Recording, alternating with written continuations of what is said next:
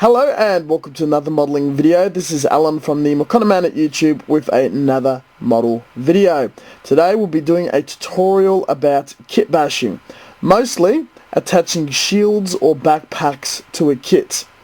In an effort to kit bash, we've got some shields and whatnot from a desert type MSV Zaku that was made around the 80s, and we've got this more modern Zaku Black TriStar edition.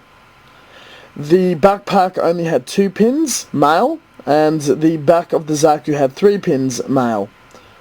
This obviously would not work out, and normally with the build fighter set, you would get one of these adapters and work around it.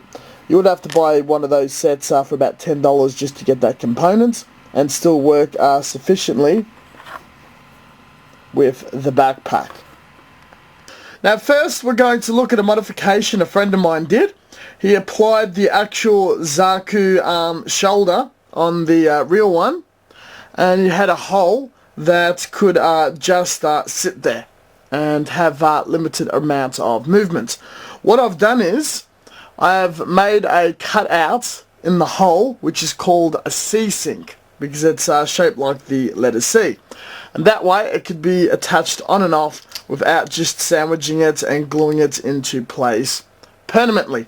This is one form of modification you can do for color separation, and if any time you've got these outer circular joints that goes into a hole, consider using a Dremel, a knife, any sort of tool to do a cutout, create a Csync. It stays and it looks good, and it's removable anytime. It was also quite floppy and would unnaturally have that piece up against the arm. I filled it with epoxy putty, so it's sitting there just perfect with a little wiggle room, which is not quite required for a lot of articulation. Another modification we're also going to do is the shield and arm that's required for the Zaku. There was a hole, so I made a bit of a mark with a Gundam marker, so I know exactly where I'm gluing the magnet. What you can also do is put a dab of paint right where you want the magnet, apply the other piece, remove, you got paint on both sides. I have some rare earth magnets. It's going to be 2mm off the surface. I'll be using the square ones. Make a mark on each surface of the magnet, so you know which way is pointing up, and you can have the polarities around the correct way. Super glue will be used to glue the magnet surface there, and then the second magnet underside will be glued onto the arm. Allow the glue full time to mature and dry before you start testing, or the magnet will just rip off the part and you'll get glue everywhere gluing the 2 magnets together. It's safe to just leave it for 24 hours and then have a bit of a play. As an extra bonus point, the magnet has just been attached onto the plastic, and there's a gap on the 3 sides. I don't want to mess with the sides closer to the articulation. Add a little more super glue on each side just for that extra tack or adhesion. I like to write little notes on the pieces, bottom of magnet, exact point where I'm going to put it, so I do not forget later. This is probably the only effective use of Gundam markers, as I've been using them more often for notations on the actual piece to remind me later, and the colour ones to mark where follow-up putty needs to be applied on seams and parts of imperfections. So yeah, these markers have a use somewhat. And there you go. One side has the X for the one side of the polarity, and the other side does not. So these two will stick to each other, no problems. We shall allow a little bit of time to dry. So for the final piece, we've got our backpack and torso that do not really belong to each other, and you can see there's quite a bit of a gap there. Utilizing our calipers, just turn it on first.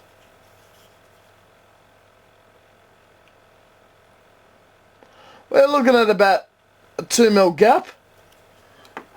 So the magnets are 1mm apart. And approximately we're looking at about 16 mil by, we'll call that 14 mil. Have a bit of a chamfer. We shall cut out a bit of styrene, make a hole that will be about greater than 8 mil in the hole, where we can actually glue the magnets directly onto the surface here, directly on the surface on the other side.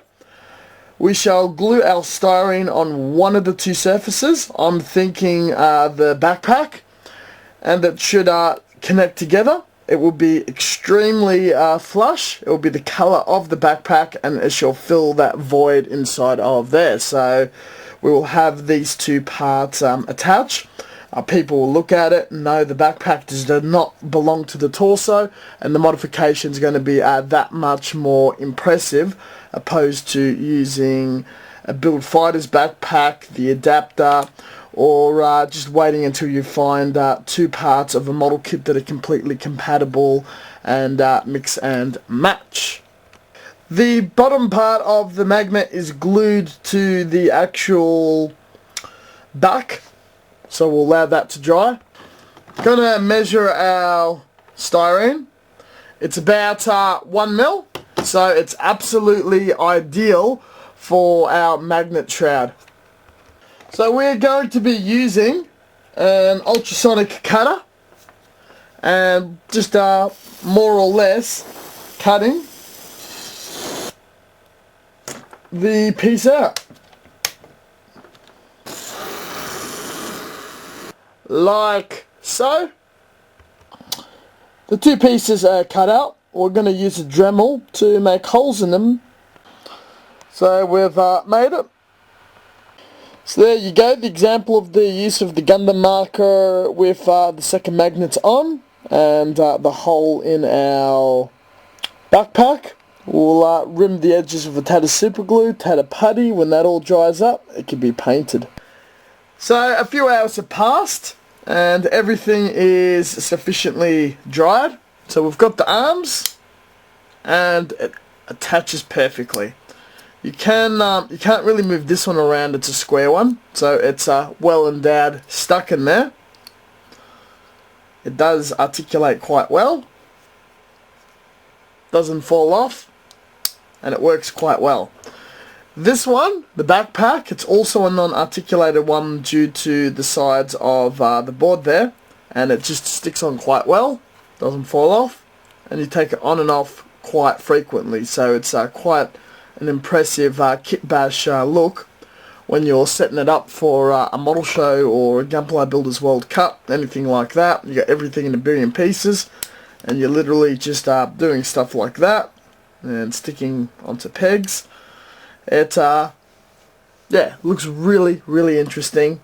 If you do commission builds and you're shipping models halfway around the world or locally, it's also excellent for a bit of play value for the customers buying it, or a way of putting it together without relying off pegs that break and snap and all that sort of thing. So works very well, especially for the war gamers that have multiple weapons or items and they change it on the field that they're gaming, or you can have multiple accessories or conversions, transformations that a model has. Have all the accessories and just change them around. And this is the finished look. We'll turn them around so we can see the backpack and the shield as well.